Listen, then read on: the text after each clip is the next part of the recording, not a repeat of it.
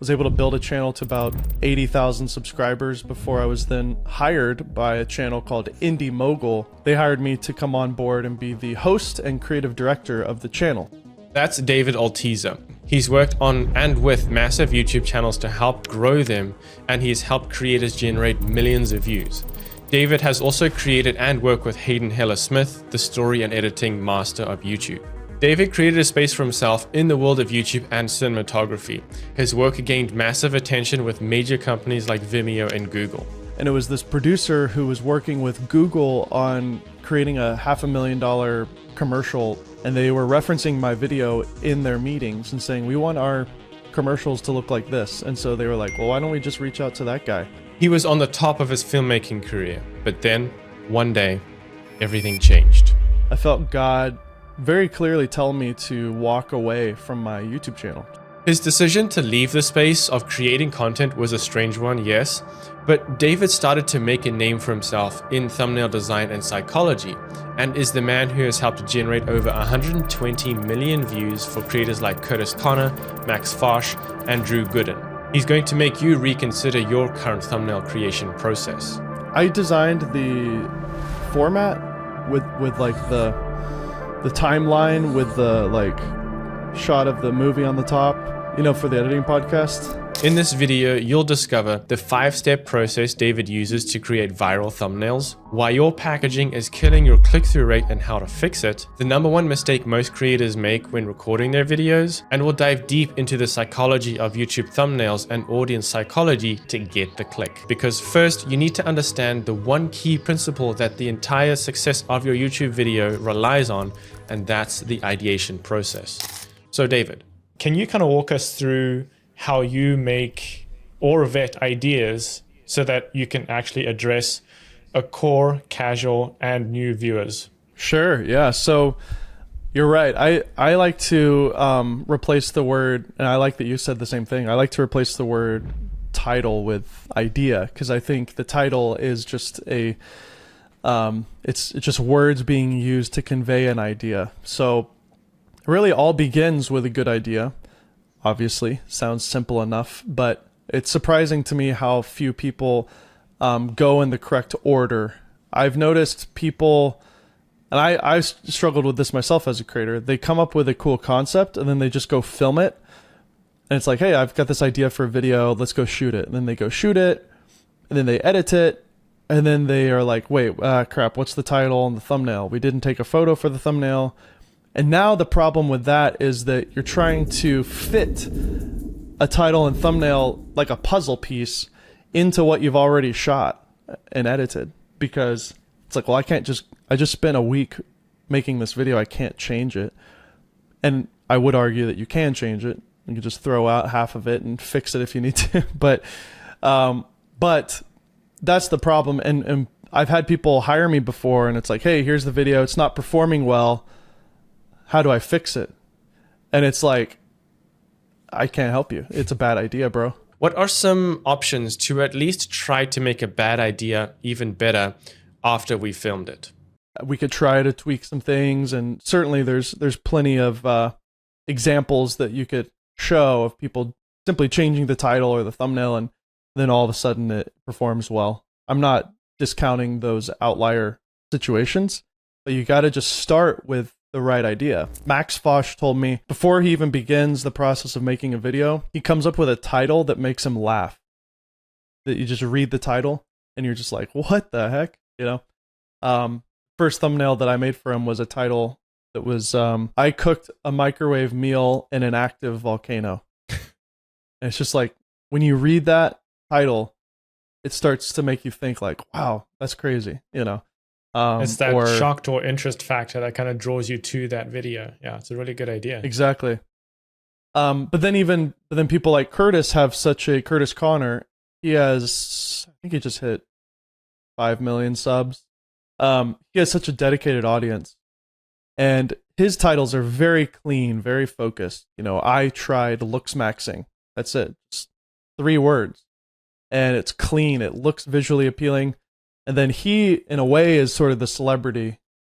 So seeing his face and seeing, you know, in that case, it's an A and a B. So the A is just his face looking into the lens, and then the B is like this really like Squidward-ified, sexy face that looks hilarious and ridiculous.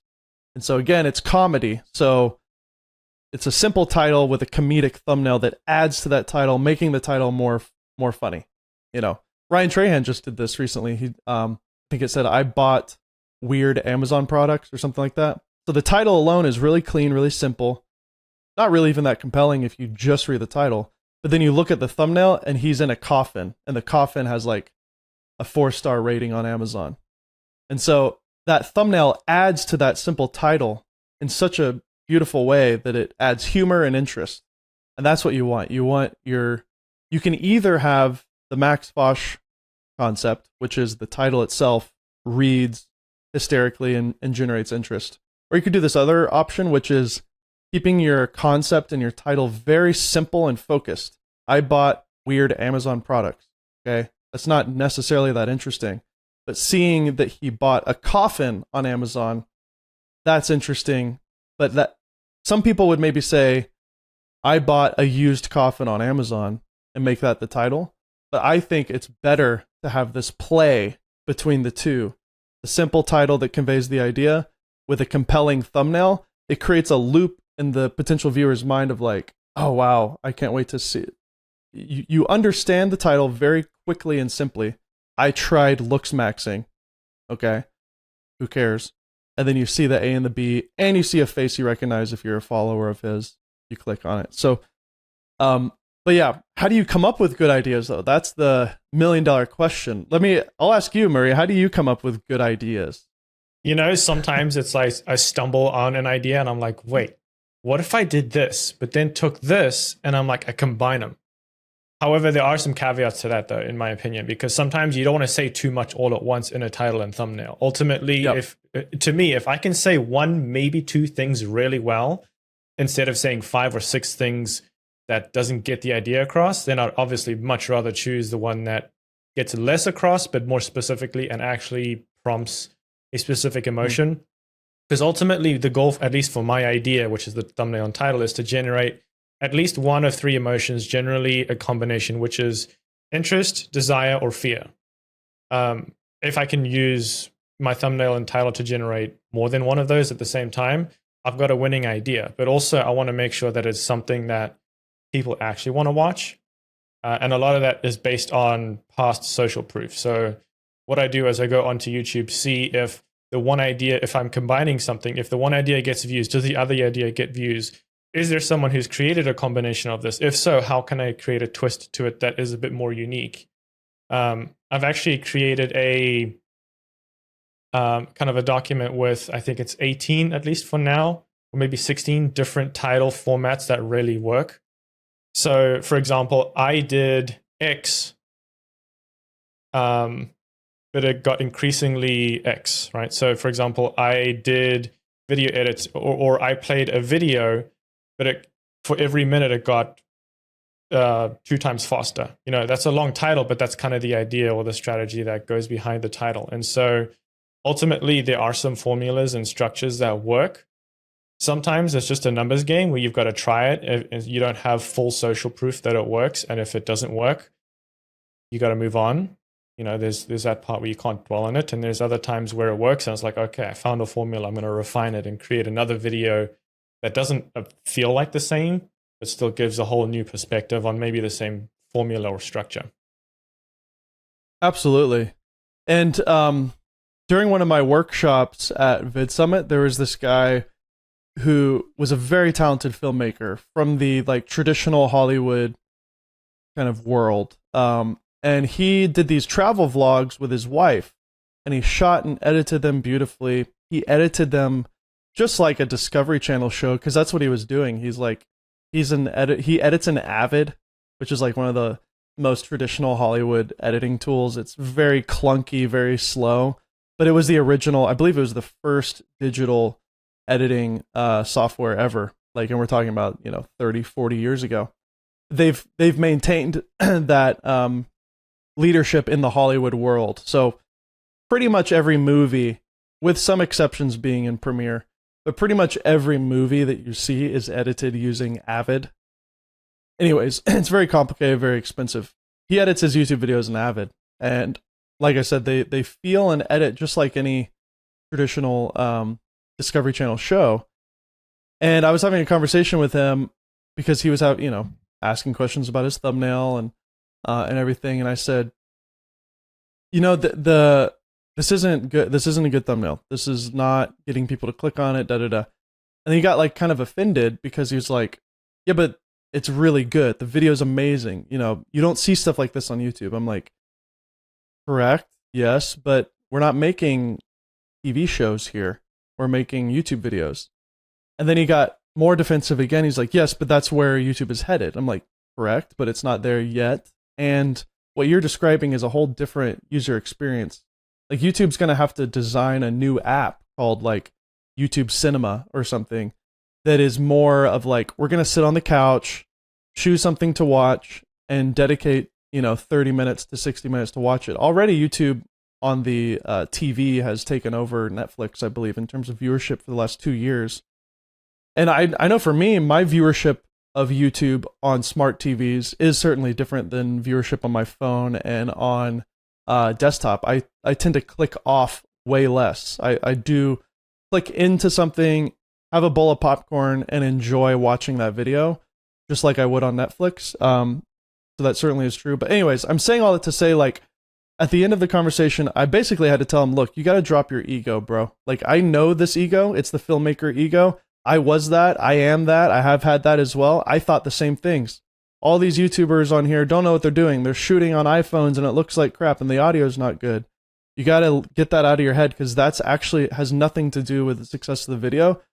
Look at the pacing of it and also understand too that some of these top-end YouTubers are intentionally shooting on iPhones to give a sense of authenticity. That's what makes YouTube different than traditional media. It's something that is authentic. It's social media. And once I reframed it like that, I was like, so I said, with filmmaking, like if you shoot a documentary, you may shoot it on 16 millimeter film because it has this avant-garde run and gun style. In the same way that documentary filmmakers choose a certain medium to convey a certain tone, treat YouTube like that. Shoot on a phone, make it less polished intentionally. As an artist, you're doing it with intention to feel more authentic. Once I reframed it like that, you started to see, I can still be a filmmaker within the context of what works on YouTube, but that's the key ingredient. A lot of people who have a background in traditional forms of media try to plug that in and then they get frustrated that it doesn't work because they have this ego about themselves thinking, I've been a professional filmmaker for 20 years and I'm very successful and I know what I'm talking about. These people are wrong. Nope, no. Your formatting is completely off. You can still, in fact, I would argue that Casey Neistat is the perfect example of this. He, for sure, understands story structure, filmmaking techniques, composition, all those things, but he perfectly fitted into what is native to the YouTube language.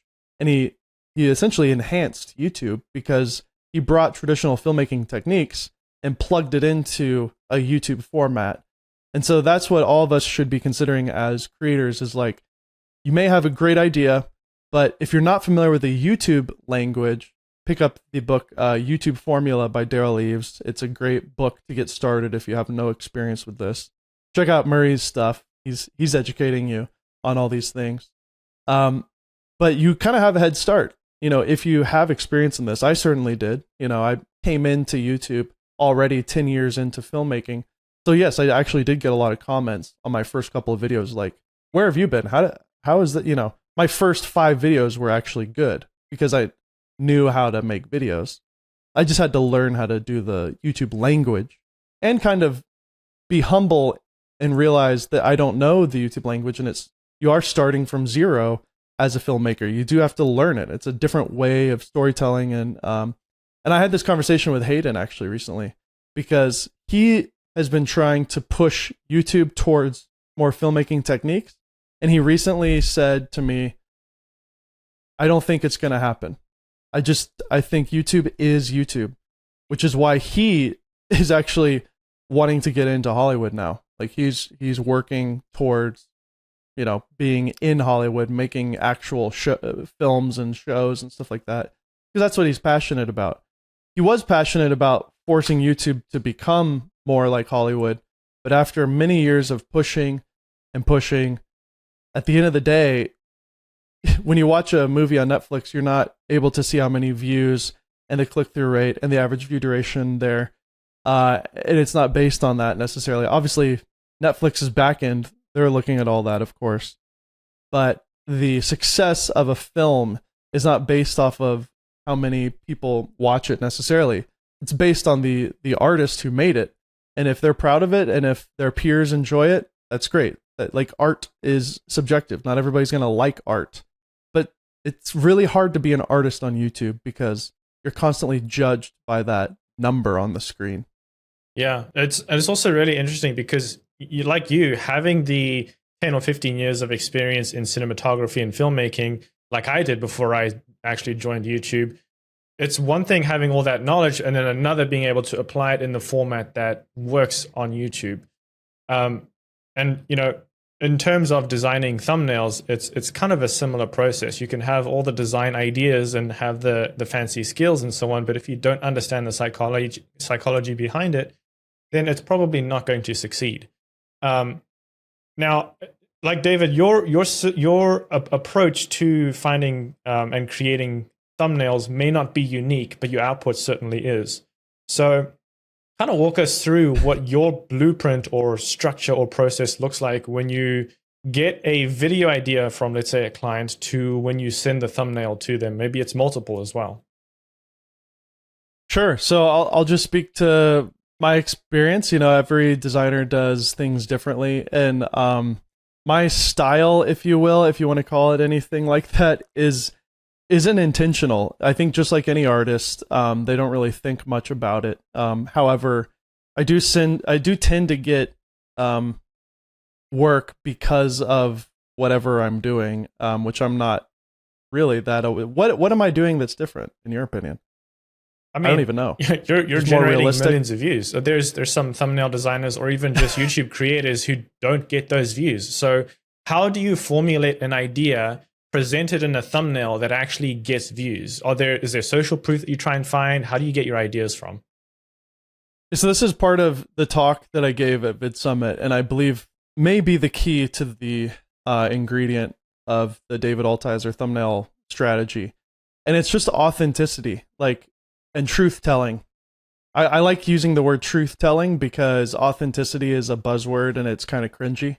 But basically every little thing is an opportunity, from the hat I'm wearing to the way my hair looks to the shirt I'm wearing to the things in the thumbnail. If there's one thing that's off, like say I'm wearing this, I have this kind of pastel green shirt on right now. If in the thumbnail I'm wearing this pastel green shirt and then you click into the video and I'm not wearing this shirt and it turns out I'm wearing like a striped button down, some people certainly don't think it's that big of a deal. And I think objectively you could maybe even measure okay, if I change this on a thumbnail, we're not seeing any difference. But my gut just tells me any subtle thing that's not fully authentic or true is just another reason for the viewer to consider that they're not being told the truth with what they're being presented. So if I am wearing a different shirt, it's just, again, it's not that big of a deal when it's all said and done, but it's just a subtle thing in their subconscious. I don't think any viewer would even be able to verbally affirm this or confirm it. But it's just one little thing oh, this isn't actually what I thought, And so that's just another little reason to click off and not watch it. Because you got to remember, every viewer that's watching your video is really watching it by accident. Whether they've watched other videos of yours in the past, the way that YouTube used to work back when Murray and I were much younger in 2010 was you would subscribe to certain channels and then you would go to your subscription feed and then you would watch whatever somebody uploaded recently, and Bo Burnham would release a new video and you would be excited to watch it. It's not like that anymore. The homepage and the algorithm, and this is old news, you guys know this, but YouTube is smarter than you are at knowing what you want to watch. Because not only is it serving it to you on the homepage, it's serving certain types of content to you at different times. I don't know if you've noticed that. I tend to chill out at nighttime by listening to podcasts, but during the day is when I'm kind of like, during lunch or whatever, I'll just watch a Ryan Trahan or watch an entertaining thing. So my homepage right now is filled with like just great YouTuber content, entertaining stuff. When it gets like 10 p.m. at night, it's going to start serving all the podcasts that it knows I like. It's really interesting. It's so smart. And then even certain times, like the very late, 2 a.m. when I can't sleep, I'll just do a scroll on shorts. And then, so all of a sudden now my entire feed is all shorts, it's just really smart. So, anything to distract the viewer from clicking off is going to cause them to click off. And so I've noticed this from all of the top creators I work with, from Max, Curtis. I was working with Cody Co, but obviously, unfortunately, they're going through a cancellation process. I also stopped working with them in January for what it's worth, so it's been a while, but they would, even though they're giving me the same reaction faces for every thumbnail, with their open mouth or their surprised face, I received a custom video file of them giving me those thumbnail faces for every video. And I think there's something to that. I now tell people to do this, but I learned this because that's what they just did without me asking. And I think there's something to it. Your hair looks different that day. The lighting is coming in from a different direction. The shirt you're wearing is different. And just by, even though it's the same reaction that creator's done 100 times, just the fact that they look like that in the thumbnail not only differentiates that video from past videos. So if they're a fan, they instantly know, oh, I haven't seen this one yet. But it's, again, you click into it and you're like, oh, yeah, that's exactly what I signed up for. So I think there's something to that, and that's something that I'm constantly thinking about when I'm making thumbnails is this frame that I'm editing actually something that the viewer is going to see in the video? And especially if there's something happening in the first 10 seconds that confirms that that's in the video, that's fantastic. The biggest example for me, the most success, was a thumbnail I did for Max Fosh. The title was, "I broke silly laws in front of the police." And it's an image of him holding a beer mug of beer, with a cow, a giant cow in the streets of London with a police officer looking at him. And it's such a great thumbnail because I broke silly laws in front of the police. It's sort of telling the viewer, oh, it must be against the law to have a cow and to drink a beer in front of the police. Like, those are already two things that you may not know. And then you click it, and as soon as you click it, there's video of him in the same outfit, taken on the exact same camera that took the thumbnail, with a glass of beer, walking the streets in front of a cop. It's just within those 10 seconds, the video confirms the thumbnail, and it's just the viewer is like very satisfied instantly because they now trust that Max is going to deliver on that promise. Right. That's actually really juicy. I kind of want to double click on that because you mentioned that the first, let's say, 10 seconds of the video should resemble the thumbnail as closely as possible. Because, I mean, especially when you're scrolling, even on your phone or your computer, whether you hover over it or not, you see the video autoplay. So, obviously the beginning of your video has got to... Sorry to cut you off, but they have changed the autoplay a bit. Autoplay is now using AI to find the best moment. So that's interesting. It doesn't always, it still does sometimes autoplay the intro, but I've noticed that it can also just autoplay somewhere in the middle as well. But I still believe this is a true statement. You want your first 10 seconds to match the thumbnail because regardless of where the autoplay is, when you click it, that's where it starts, So just the first 10 seconds being confirmation of what you saw, just that alone values it. And to elaborate on that, it's like, that's nice, David. Max Fosh is a highly entertaining comedian-based creator.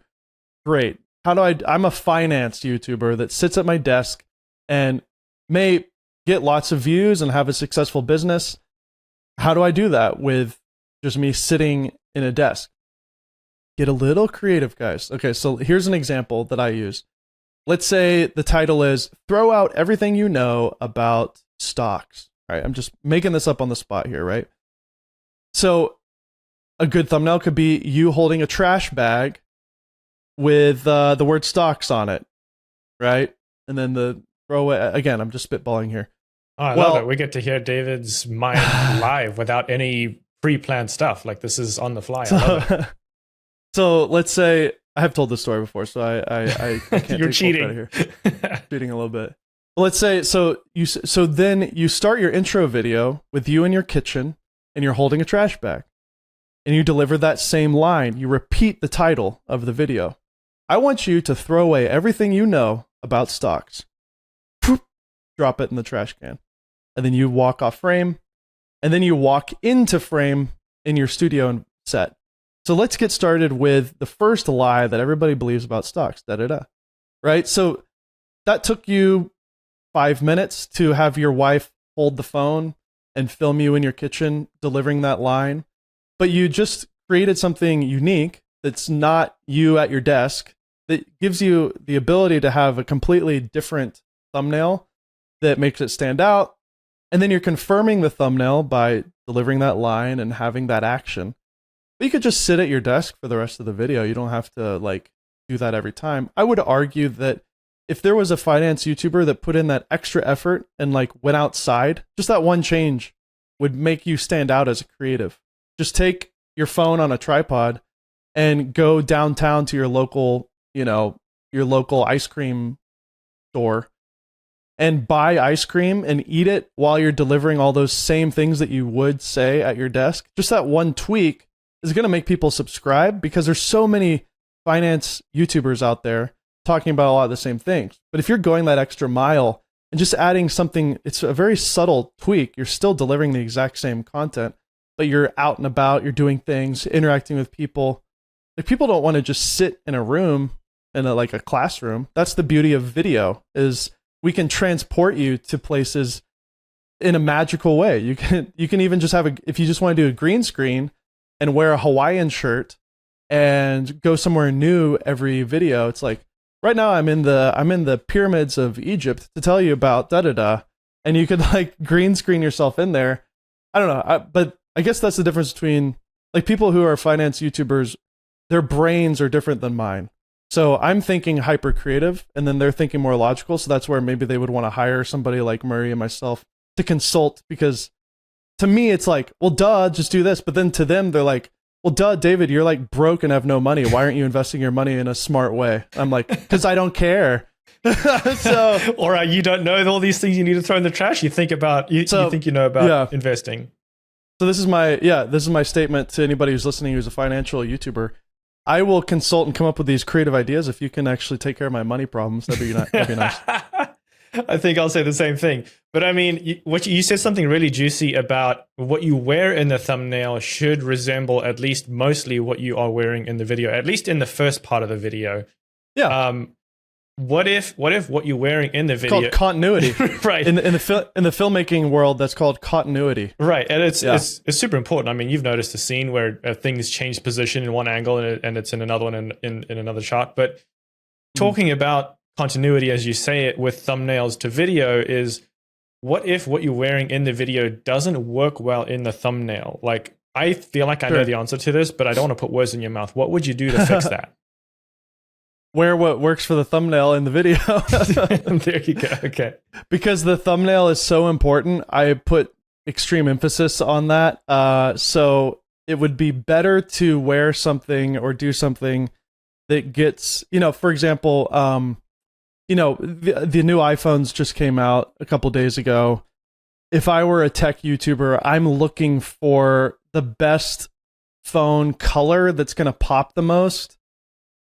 And that's the color I'm going to choose to do my review on, because I know, okay, I personally don't want to own a really bright pink phone, but I know that's going to stand out. So I'm going to go ahead and buy the pink one, because even as a man, I want the black, or I want the most basic, I like the natural titanium phone color. But if I was still a tech reviewer, I would buy the new color. I think they have like a desert color or whatever. So it's like, I would buy that one, even though I don't want it, because I know it is going to look the best on the thumbnail, Yeah, that's not a sacrifice I'm willing to make. I'm glad I'm not a tech reviewer. But yeah, I mean, and then maybe you could get creative with it too. It's like, maybe you do have a silly thing that you're wearing for the thumbnail, and then you just if you have, again, for continuity purposes, say you're wearing the orange jumpsuit thing was like a real trend for a long time, where people were wearing orange jumpsuits to get that pop. I think Ryan Trahan really made that popular.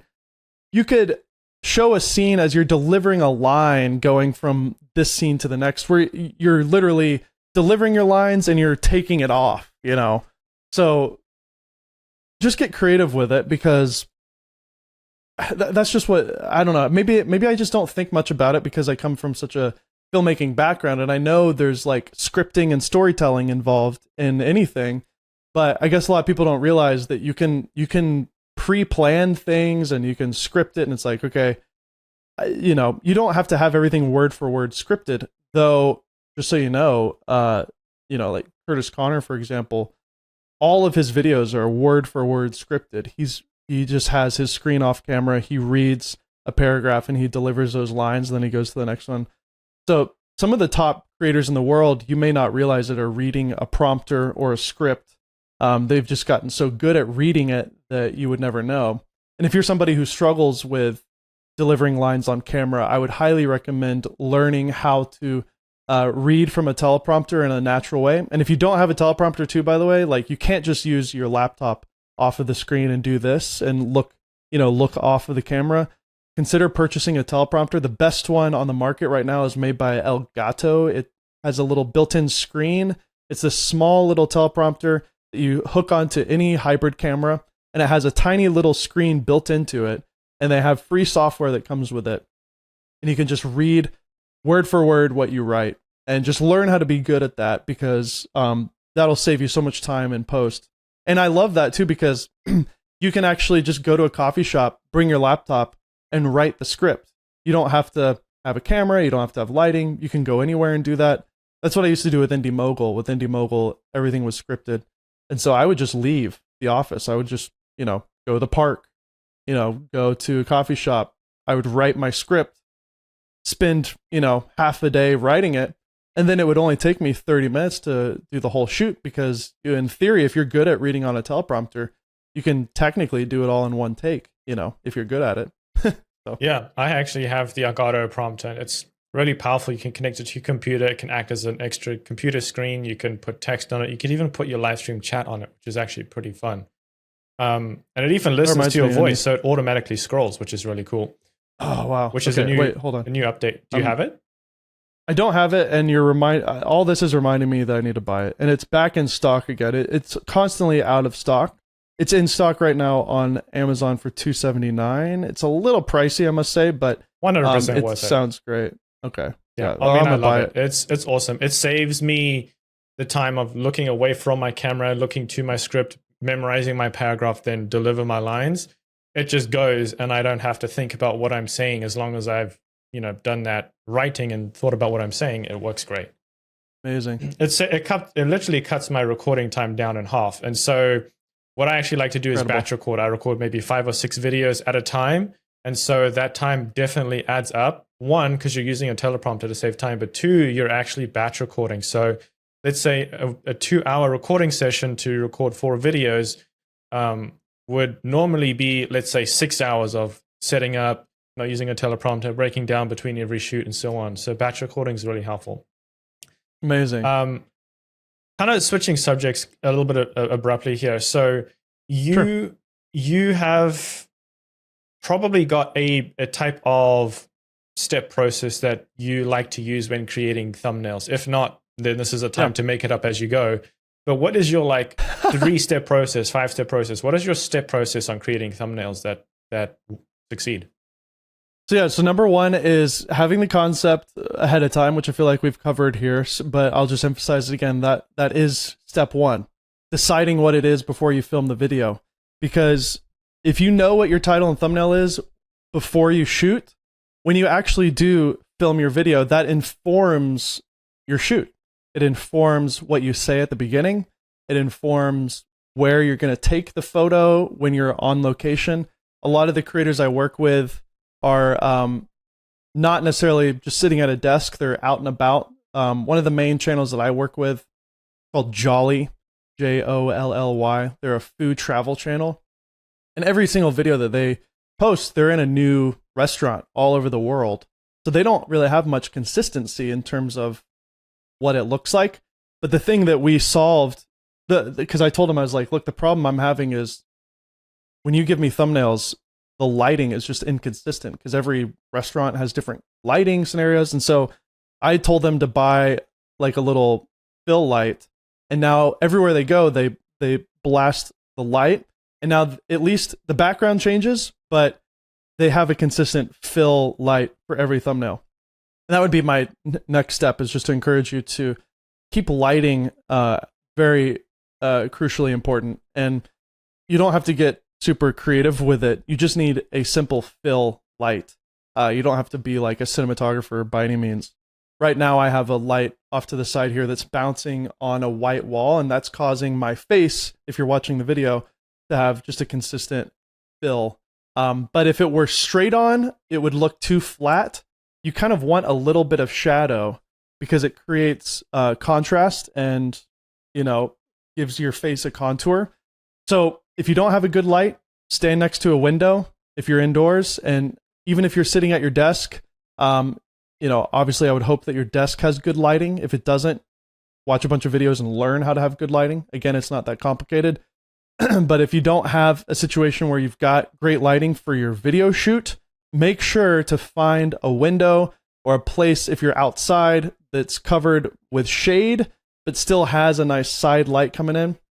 That'd be my second thing, is like when you're actually taking the photo, to make sure that your lighting is good. Another reason why people, their thumbnails just look like trash is because they're blending lights. Here's this light here is a little desk light I have. It's overexposed, but you can sort of see it's got an orange hue. When it's pointed at my face turns orange.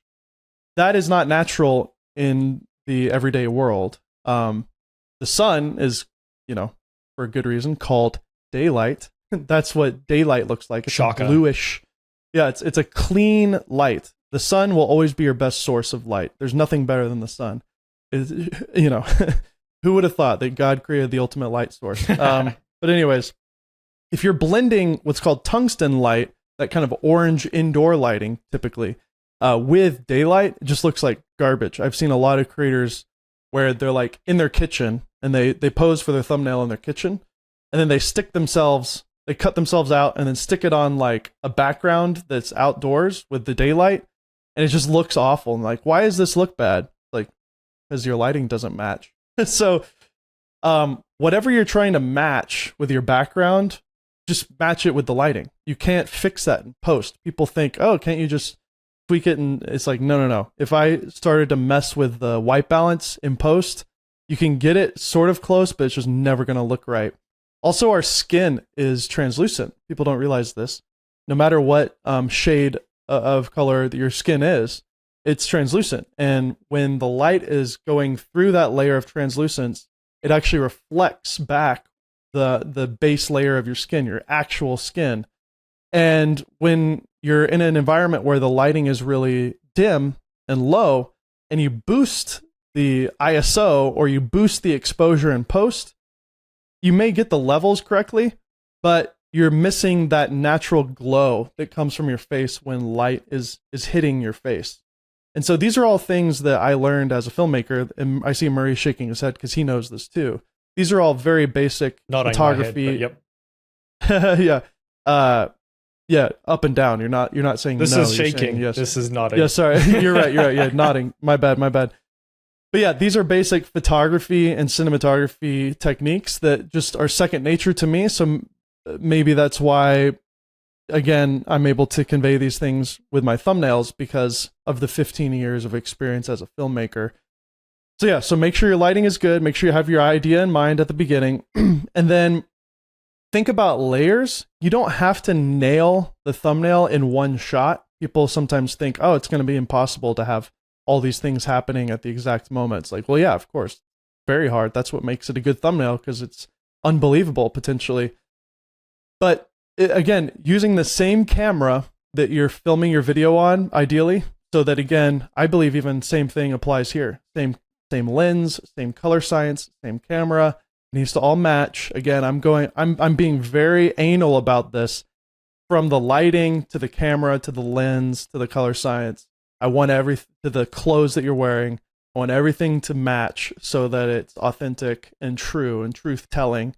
I'm probably more anal than most about it. I kind of want to. I kind of want to put a pin in that though, because most people, most average viewers may not realize that you're using a different lens from the thumbnail to the actual video.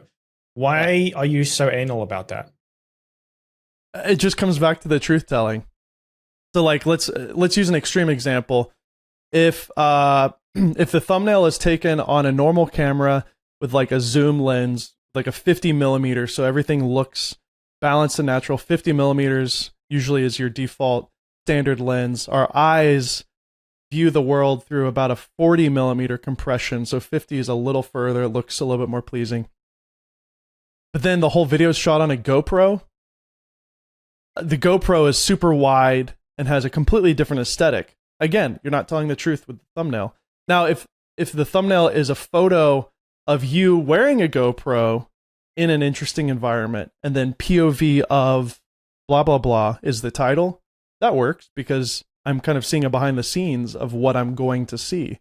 But I would rather see a POV of the GoPro, from the GoPro's perspective of, say, police cam. Those are really popular right now, where you see like the camera on the police officer in a dangerous situation or something. That would perform better just seeing simply the dangerous moment with maybe a simple text saying, "Is she okay?" or something like that. Because again, you're telling the truth with the thumbnail. So that's the beauty of, and to get into some details on the tools I use Adobe Photoshop. If you use Canva, stop using it immediately. You're paying the same amount of money that you would pay for the photography bundle from Creative Cloud. You don't have to pay $50 a month to get Adobe. It's actually $9 a month with the photography bundle, which includes Lightroom and Photoshop, and that's all you need anyways for thumbnails. That's what I pay for, because I use Final Cut to edit my videos. So get Photoshop, stop using Canva, even if it's easier to use, because there's just so much more room to grow, and there's some crazy tools. The main tool that I use is called Generative Fill. It's literally magic. This is Jeff's Barbershop texture spray here. I'm friends with his old editor, and so he hooked me up with some free Jeff's Barbershop merch / actual hair product. So in the video, I'm holding this right now. If this was a still image in Photoshop, all I would have to, if I wanted to remove this, or say I wanted to turn this into a lightsaber, or like if I wanted to turn this into a spoon, a ladle, like say it's a cooking video, I could just select with the lasso tool, just draw a little line around this blue hairspray bottle, and then type the words in the prompt. He's holding a ladle spoon for soup. It would just instantly turn that into literally what I typed within reason. I said lightsaber. It might not be able to do that because of copyright. So anything that would fall under a copyright law of like, replace that with Gandalf's staff from Lord of the Rings, Fellowship of the Ring, it won't do that. But you could type, replace that with a staff, like a wooden staff. If you think in a copyright-free environment, it'll work. And then also if I said, replace this with a gun, because Adobe tends to lean on being, careful with things. They won't do things like that. Obviously, nudity and stuff like that is certainly not allowed as well. There are restrictions to what you can do, and sometimes it confuses things, like especially when I'm dealing with fingers and skin tone. Sometimes it thinks I'm doing something nefarious that I'm not. That being said, generative fill isn't just sticking a thing on here. It's actually looking at the whole image, studying the color science of the camera that was used, looking at the lens even that was used, and applying all that data to the object that it's then replacing or adding to it. And it just blows my mind, because you could literally, like this image of me right now in my studio, if you cut out the corners around my head and selected the background and said, put him in a lake in the middle of Australia, it would stick a lake behind me, and it wouldn't just look like it was just stuck on top. It would actually take into account the blur of the lens, the color science, and it would actually look in camera because it's applying all that data of the color and the lensing and stuff. It's kind of mind blowing, really. It's kind of hard to describe audibly here, but that's one of the most powerful tools I use. Yeah, it's relatively new in Photoshop too. I love generative fill. I use it a lot. But that kind of makes me think about, the thumbnail and title, but the thumbnail is generally setting up the expectations for your viewer in the video. So often when you see A/B testing on YouTube natively in the YouTube app, they don't just base it off of click-through rate. They also base it off of your watch time because of how you've set up your audience's expectations with the thumbnail and title. Yes. I do want to get to A/B testing in a little bit, but I also want to kind of address, like, you've gotten 120 million views on thumbnails, and you've helped so many countless creators generate millions of views. But I'm sure, like, after that amount of time, like, you've learned a lot of what not to do. So Yes. and you've made a lot of mistakes. What are some of, like, the biggest key 3 takeaways of the biggest mistakes that you've made that now today you're like, oh, I wish I didn't do that? I mean, you hear this all the time when you're studying thumbnails, but I'll just say it from experience. Don't overcomplicate the thumbnail. Keep it focused on, 3-4 elements max, but I even like to think that you could get away with 2 elements, if you can do it. I would even say no text is a bit of a trend right now. I try to make the thumbnail work without any text on it. And then if you are going to add text, it should add to the thumbnail, not take away from the complexity. Like if you add text to a thumbnail that already has 3 elements without text, then it's getting too cluttered at that point. So you either need to remove another element. So let's say it's 2 people in the frame and one is playing guitar and the other guy has a microphone and he's singing. That's like 3 or 4 elements. That's 2 subjects. That's a guitar and a microphone. Like, that's a lot going on. So if you added a piece of text to that thumbnail, now there's like 5 conflicting things to focus on. So if you must have the text, just remove one of those people. It's like, well, my YouTube channel has 2 hosts in the channel. I want to show both. Okay, first off, if the creator's ego is getting in the way of that, then don't do the text and just have the 2 of them.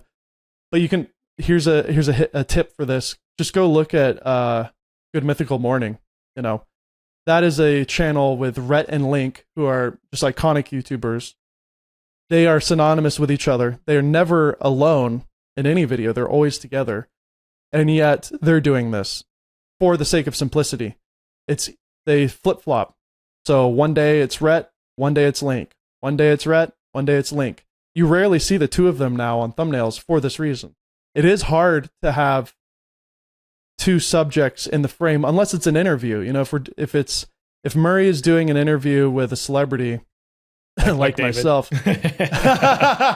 yeah, then yeah, like having Murray in the frame makes sense for his branding purposes. Like, oh, I know him, so that helps. And then seeing my face delivering some sort of line like "your thumbnails suck," the text saying "your thumbnails suck," my face and his face. That's 3 elements. That's enough. What if I just do that for the thumbnail for this video? Wouldn't that be interesting? Yeah, sure. However, I've got to get a photo of you in that shirt because I don't want to mislead my audience. Exactly. And so if I were in charge of the thumbnail for this, I would say, okay, remove the microphone from the frame because it just gives you a cleaner shot. So I would, get rid of the microphone. Okay, and then you say, okay, now step out of the frame completely. Give me just a clean slate. You just get a nice clean background. And then you could cut out the microphone as a separate layer, cut me out as a separate layer from the just clean shot of me, and then use the background as a separate layer. Now you've got those 3 elements that you could stack together. They're all taken from the same camera, from the same perspective, with the same lens, with the same color science, the same lighting. But it's so much easier to manipulate because you have these 3 elements that in Photoshop you can move however you want, but the lighting matches perfectly. Everything is perfect. So even though you may scale this up, you may move me over here, you may move that over there, it's all going to match and be perfect because there's no conflicting light, there's no conflicting color issues, etc. I'm just going to use generative fill, much easier. Yeah. You can certainly generative fill out the microphone here. It's just kind of safer to have it because sometimes it can add wonky stuff, but I always seem to get away with it too myself. But I mean, you just spoke about layers and understanding the concept of using layers to kind of add to your thumbnail or take away if you need to. I kind of want to just summarize what your formula or step process is here. One, you've obviously got to have the concept or the idea. Two, understand lighting. Fill lighting is obviously really important. Three is understand your layers, right? yes. Are there any other steps to that? Yeah, you asked me 5, so I did stop at 3, right? So Whatever your process is. I mean, there might be 3, there might be 5. Yeah, so understanding layers, meaning like when you are these first 3 rules are applying to before you're sitting down at Photoshop, really. So again, your idea is first. When you're on the shoot day, have consistent lighting, and then when you're taking the photos, think about those layers. So ideally, with the Max Fosh thumbnail with the cow, if we're going to bring that up, for example, the I broke silly laws in front of the police, he just gave me an image of him standing there with a cow and the police officer off to the side. And then I had to cut all those elements out manually and do what you said, which is use generative fill to create soloed layers. And it was really complicated and added a lot of extra time to the workflow. I believe that edit took me about 8 hours because I was adding things using AI and moving things around, and it was very meticulous. If I simply had an image of the cow by itself, if I had an image of Max by himself, if I had an image of the police officer by himself, and the background by itself, just those 4 layers, again, they need to be taken in the same location so that the lighting is consistent. If I just had those layers, it would have probably saved me like 3 hours of time. So that's why the layers are so important. Just be thoughtful about that. And those can always change too. So, it's not, you can change the background out, which I do a lot. But then when it gets time to do your actual edit in Photoshop, my number 4 thing would be to go to learnthumbnails.com and download my free overlay pack. I have a YouTube thumbnail asset that's a little plug, but the honest truth is that's where I start. I have a YouTube thumbnail overlay that I use for everything, and it includes the rounded edges that you see on YouTube, both for desktop and mobile. It's more extreme on mobile. It also includes the little time code on the bottom right, which I believe should be taken into account with your compositions. And then it includes a rule of thirds grid, which if you're not familiar with that, is again, back in the filmmaking photography days, that's like the best kind of rule of thumb, for lack of a better term, to kind of nail your composure and have perfect balance. And you can learn about that if you do just some basic studying on rule of thirds. So I apply that, I bring in my assets, and I start to kind of line it up with my composition using the rule of thirds. If I do have text in it, I'm always making sure that I'm not putting anything in that bottom right corner where the time code is. And you kind of have to leave quite a bit of room there because that time code gets smaller and bigger depending on what device it's on. If you're on mobile and it's like not just the scroll, but like if you're watching a video and then you're going down to the suggested, those thumbnails are teeny tiny and the time code is huge.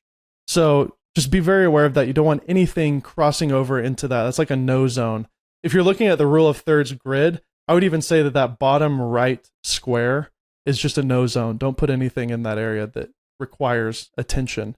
That's usually where somebody's body of their shirt is, or maybe if the image is centered, if the focus is centered, you just kind of have background elements there.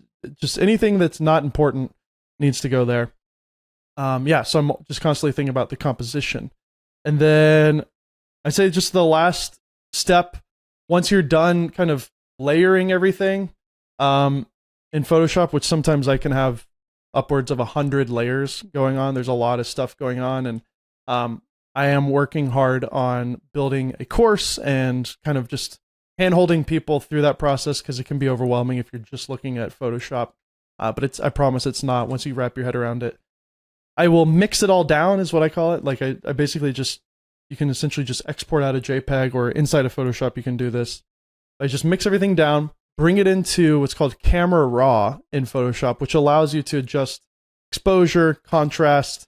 They even have this AI blur effect now, which will study your image and create a depth map, a 3D depth map, and I give you the ability to blur the background, but make it look like a natural lens blur because it's adding this depth effect to it. It's not just a straight Gaussian blur, which people do all the time, where they just cut themselves out and then Gaussian blur the whole background. It looks really weird. I'm guilty of that.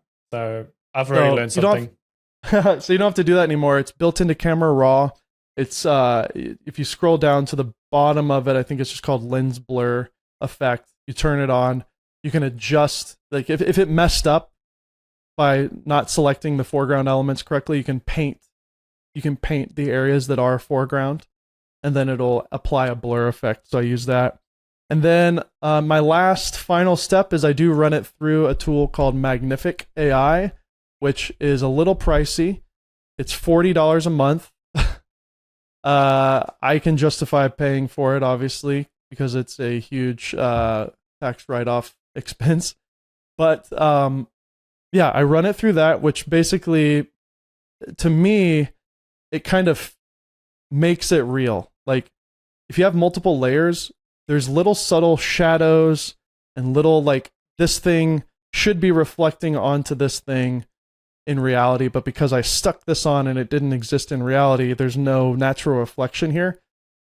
Well, Magnific AI, it's technically just an AI upscaler, and you may have heard of that, and there's plenty of those that do that. But what I love about it is it takes what you input essentially as a prompt, and it's using AI to determine, okay, this is a scene of people in this environment, this is water, this is the sun, this is a human's face, and it recreates the entire image pixel for pixel in AI. So it spits out a whole new AI image, but essentially using your input as a prompt.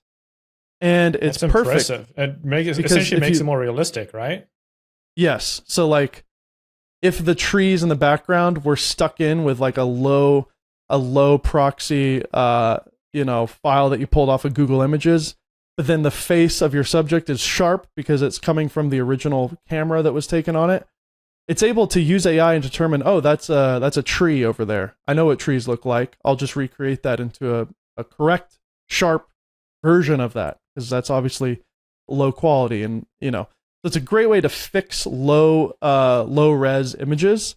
And then the thing that is just so magical about it is it starts to see the image as just an overall image, and any of those little errors that are very subtle, like reflections and light reacting from this to this, it applies it correctly. So like if I stuck somebody's hand on a table, but it's not really on that table, well, once Magnific runs through it, it adds kind of the correct shadow that needs to be there with like a subtle reflection on the table, just because it knows this is what has been inputted and it needs to look realistic. But the problem with it is humans' faces always look different than what you input. So if you're if it's a famous YouTuber, there's so many subtle things about your face that are social cues that this is that person. The way our nose is shaped, the way that we even have imperfections on our faces. And so I'll bring in the Magnific result, and then I'll completely erase what it does over the person's face. Because even if there's like any little change to even their eyebrows or anything, it just looks off. Because as humans, we're just so attuned to people's faces. But I leave what it does to the hair, because usually it really sharpens and crispens up the hair a lot. So I'll just, if you look at that layer for me in Photoshop, it's usually like the Magnific layer with just a big hole where the face is. And that's why it's like my last step, obviously, because if you want to do any changes or tweaks to it, You gotta run it through then again. you have to run it through again, Yeah. which certainly happens to me. But I usually don't, when I'm sending out like rough edits to clients, I don't send them a Magnific version. I send them pretty much a raw version. I make sure to tell them like, hey, I'm not finished cleaning this up yet, but what do you think of, because ultimately they're just looking for composition and like if it's the right idea. So yeah, but again, I'd be happy to do like a breakdown showing that process at some point. And I've been begging Magnific to create some sort of affiliate program, because I have told so many people about it and so many people use it. And it's like, guys, come on, give me a little cutback on this. I'd appreciate it. It's $40. Yeah. Certainly you have room to give me a little bit of an affiliate, but they do not have an affiliate program at the moment. So, Well, I guess people are just going to have to go visit your website and actually request some tutorials from you on that, or get one-on-one coaching. sure. I would be happy to do it. So, with your experience, you've obviously made some mistakes. Like, growth is obviously supported by mistakes. Like, failure is a part of getting better. I like to think of it as failing forward. So I'm sure that there are some concepts that you used to swear by that today you're like, actually, that was a bad take. What is something that you feel like that you had a really good opinion about, but now you're like, actually, I don't think that was a good idea? Yeah. So, I know I said keep it simple, but I've found with the creators like Drew Gooden and Curtis Connor, their thumbnails are very, I call it the scrapbook style. It's like very complicated and like there's a ton of crap going on in the image. And I was like, I don't understand why this is working. Let's try with A/B testing. Let's try these other really simple ideas because there's no way this works. And those kept working. And I think you were in the space with Daryl, right, Murray, a couple weeks ago. And I brought that up, and Daryl actually said, "Oh no, those work great. Those really complex, like lots of things happening in the thumbnail." He's like, I think he actually gave me some really kind compliments. He said, "I love what you're doing with Curtis. Yeah, it's complicated, but that works for a certain format." And so there are exceptions to the rule, and I think in a way it still is simple. It's still guy in the middle who's the host with a bunch of interesting things going on. Like, in a way that is simple. It's just, here's all the things he's talking about, and there's the guy. So, but simple doesn't have to mean less things going on necessarily, because there's plenty of outliers where the thumbnail actually has a lot going on, but the idea itself is still very focused. So that's a mistake that I think I believed is like, there's no way this works. This is wrong. I kind of like told Curtis, like, I'm the thumbnail expert. You need to stop doing this. It's not working. But then after testing it, I was like, actually, no, it's working. So, I mean, by your own admission, but also something that I've experienced, is there are exceptions to the rules. It's just a case of understanding in what context you can break those. Like, for example, you've probably seen those body cam videos where those thumbnails are very unedited in a very simple and unprofessional way. They're bad image quality. There's a lot of grunginess to it, but they really work because of the niche in itself. It's a niche that promotes a lot of grunginess, grime, crime, all of the imperfect things that come with that idea of crime, and that's why those thumbnails work. So, I mean, understanding the rules is one thing, but understanding how to break them and when to break them is also something that's really important. One other thing, and this is for any thumbnail designers who are listening. This isn't necessarily for YouTube creators. If there's anybody who's listening who wants to be a thumbnail designer, I think it's such a wonderful job because you have so much flexibility and freedom. And it's something that a lot of young people seem to find. I think I may be the oldest one, if I'm being honest. My good friend Dil Toma. We never know. But my one of my best friends, Dil Toma, he's a very successful thumbnail artist, and he just turned 21. So he's been doing this since he was 19 years old. Mustafa, who's one of the hosts of Thumbnail Thursday every week, he's like 18. He's still in high school. Like, when he joins the space, he's like, "Yeah, I'm waking up and going to school." And I'm like, "Oh, you're going to college?" He's like, "No, it's my senior year of high school." I'm like, "Oh my gosh." So, but because of that, I've found a lot of them don't just have the experience of being a professional. And so keeping a solid schedule, keeping a solid, checklist and routine, just being on top of the business side, though it's boring, is something that you should definitely get a grasp on, because I've experienced a lot of creators that I work with expressing frustrations with other designers who are maybe a little bit younger and less experienced, not answering DMs, being late on deliveries.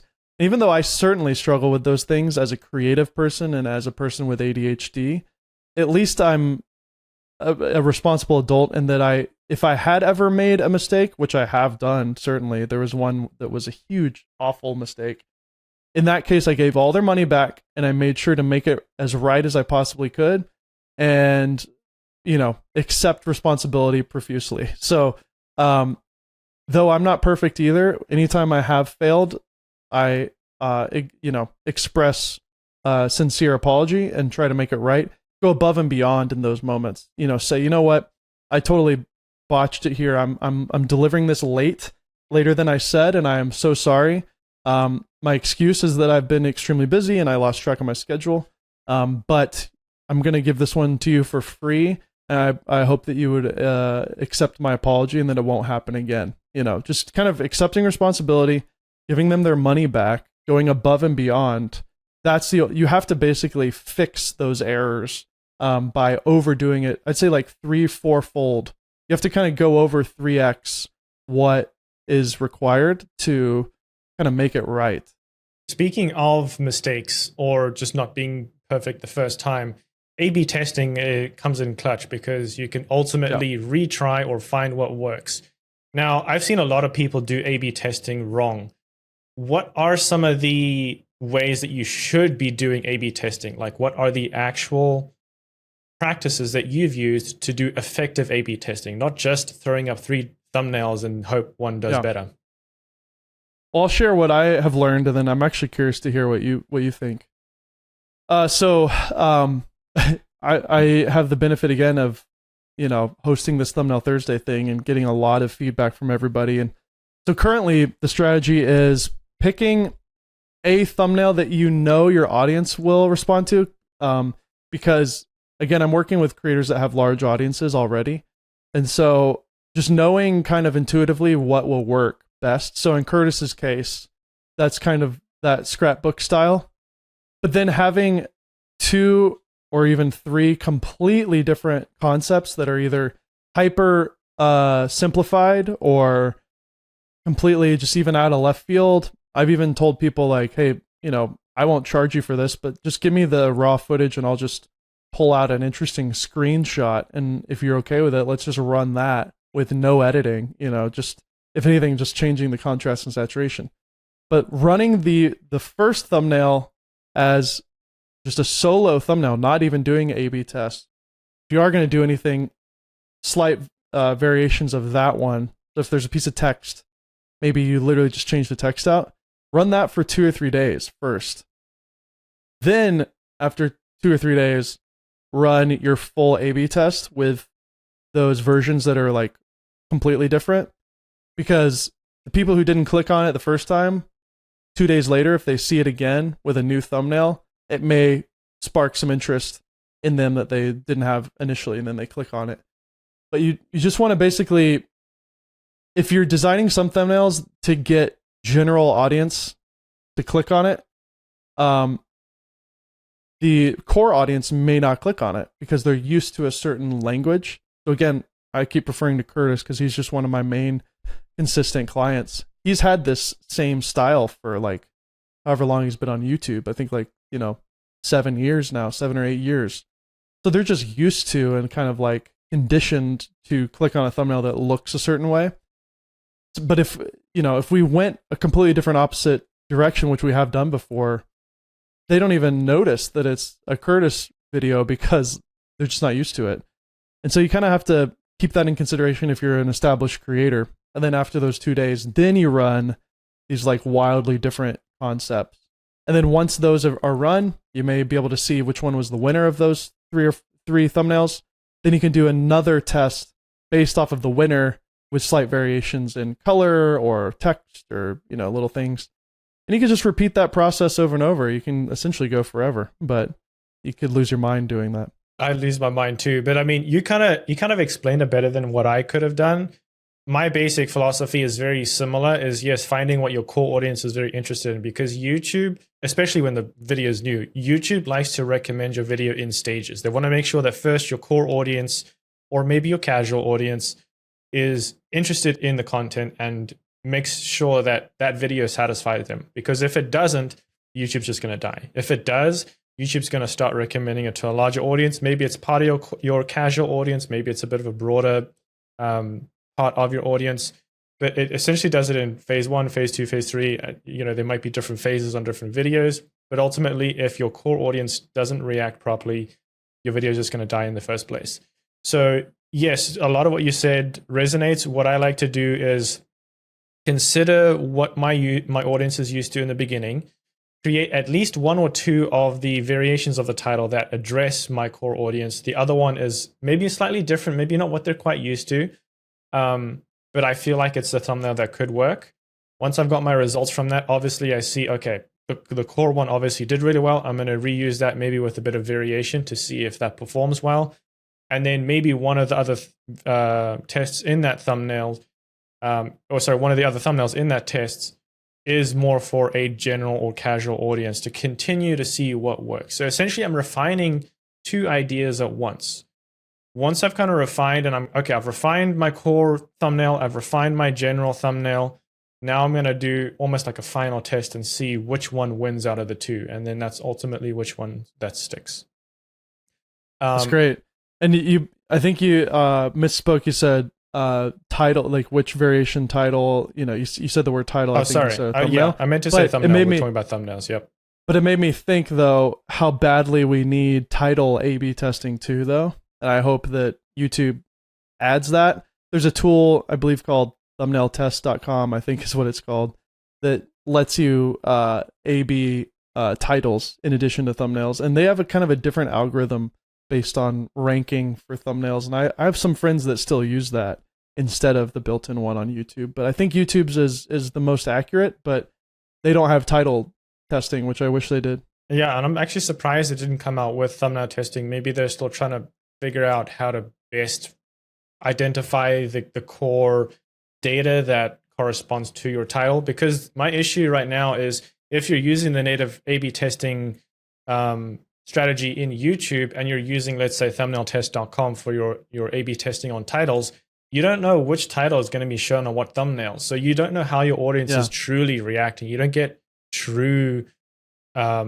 definitive data on what your audience is getting. So yes, I have used thumbnailtest.com and it's worked in the past, but again, they mainly base their data on click-through rate, maybe a couple other things, but click-through rate is a big one. YouTube doesn't solely base things on click-through rate. They mainly want to see, did your thumbnails set up good expectations for the actual video? And they take watch time into account, not just click-through rate, which is actually something that I found very interesting when I first discovered, but also like, yeah, that actually makes a lot of sense. Yeah, it's an interesting combo. Because it means that, again, it comes back to what I initially said, the truth telling. If there's a certain thumbnail that sets up an expectation that is then met, that then means that they're going to probably watch the whole video or more of it because they were sold an idea that they then watched because they're like, oh yeah, they're delivering on that promise. So right. Now every expert has one or more opinion that raises eyebrows, right? So I'm dying to know, what is your hottest or most controversial take about thumbnail design, and why do you stand by it? Yeah, I mean, I absolutely have a very hot take. I think that you may have gotten a little taste of it in this conversation. It's just, I think that the thumbnail needs to look like the video. So just whatever camera you shoot on, whatever lighting you're using, ideally it should look the exact same. Like, it's not necessarily always a movie poster. I say this, maybe sounding like a hypocrite because Curtis Connor's thumbnails are movie poster-ish. But again, like every single thing that I'm doing in that scrapbook style, every image that I'm using, I'm pulling from the video. So anything that you're seeing is always directly from the video in some form. And so my kind of like hot take, and if I was in charge of Mr. Beast, it's like his videos are insane. Like, they're very well produced and they're massive and they're huge. Why are they not just taking a photo when they're on the shoot day of that thing that they're doing? Like, there was this one thumbnail where he was like shooting a boat with a machine gun from a helicopter. And it's like, like there was a sequence where that actually happened. Like they had a giant cannon on the beach that they blasted into a boat, and it's like, just show the explosion of the cannon with you pulling it with the boat behind you, that like actually taken in camera, and let it look realistic. I would argue that it would create a new format and a new style that would certainly work as well, because it's totally truth telling. But they're very focused on hyper stylized, hyper clean, and very simple, straightforward stuff. And so their thumbnails, I'm not gonna like debate that their thumbnails work or don't work, because they clearly do. But I would just at least try like a screenshot style. That's kind of my hot take, is that I think everybody should like, and it's like, well, there's nothing that interesting happening in my video. It's like, okay, well then do something interesting so that you can have a good thumbnail. So like, if you just add the thing that you're trying to recreate in the thumbnail in your video, like the trash bag example I gave earlier, that confirms the thumbnail, and that's all you really need. Yes, that's my hot take, is like, make it look in camera as much as possible. Yeah, I think it's kind of obvious that they have a stand-in Mr. Beast that works on staff, and then they just stick Jimmy's head on it, because there's always these little subtle I can see it too, yeah. things that's like, that just looks off. There's something off about that. It's like, no, we take it all in camera. We have a studio. I'm like, okay, I think maybe you're just not telling me the full truth here. It might be all in camera, but it looks like they're sticking Jimmy's head on somebody else's body. It just looks kind of weird, you know? Yeah, maybe I'm going to have to ask Chucky about what their strategy is with that. I'll have to have him on the podcast.